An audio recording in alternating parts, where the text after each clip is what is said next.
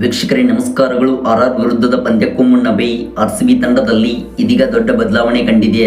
ಹೌದು, ಆರ್ಸಿಬಿ ತಂಡಕ್ಕೆ ದೈತ್ಯ ಆಟಗಾರನ ಎಂಟ್ರಿ ಆಗಿದ್ದು, ಇನ್ನು ವೀಕ್ಷಕರೇ ಆರ್ಸಿಬಿ ತಂಡದ ಹೊಸ ಪ್ಲೇಯಿಂಗ್ 11 ಈ ರೀತಿಯಾಗಿ ಇದೆ. ಹೌದು ವೀಕ್ಷಕರೇ, ಟಾಟಾ IPL ನ 28ನೇ ಪಂದ್ಯದಲ್ಲಿ ಇಂದು ರಾಜಸ್ಥಾನ ಹಾಗೂ ಆರ್ಸಿಬಿ ತಂಡವು ಎದುರಾಗಲಿವೆ.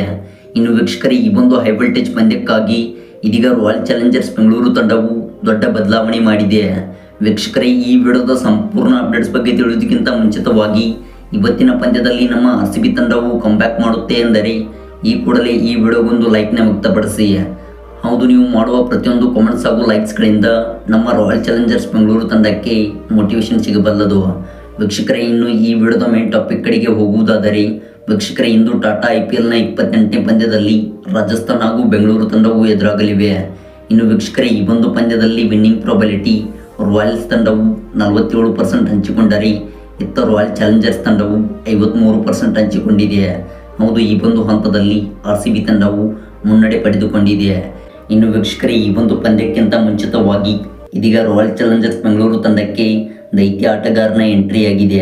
ಹೌದು ವೀಕ್ಷಕರೇ, ಇವತ್ತಿನ ಪಂದ್ಯದಲ್ಲಿ ರೊಮಾರಿಯೋ ಶೆಪರ್ಡ್ ಅವರು ಪ್ಲೇಯಿಂಗ್ 11ನಲ್ಲಿ ಕಾಣಿಸಿಕೊಳ್ಳಬಹುದು. ಹೌದು, ಲಿವಿಂಗ್ಸ್ಟೋನ್ ಅವರ ಬದಲಿಗೆ ರೊಮಾರಿಯೋ ಶೆಪರ್ಡ್ ಅವರು ರಾಜಸ್ಥಾನ ವಿರುದ್ಧದ ಪಂದ್ಯದಲ್ಲಿ ಆಡಬಹುದೆಂದು ಇದೀಗ ಅಪ್ಡೇಟ್ಸ್ಗಳು ಬಂದಿವೆ. ವೀಕ್ಷಕರೇ, ನಿಮ್ಮ ಅನಿಸಿಕೆ ಅಭಿಪ್ರಾಯಗಳ ಪ್ರಕಾರ ಈ ಬದಲಾವಣೆ ಆಗಬೇಕೆಂದರೆ ಕಾಮೆಂಟ್ ಬಾಕ್ಸಲ್ಲಿ ಎಸ್ ಎಂದು ಟೈಪ್ನ ಮಾಡಿ ನಿಮ್ಮ ಹಲವಾರು ಕಾಮೆಂಟ್ಸ್ಗಳನ್ನು ತಿಳಿಸಿ. Thanks for watching.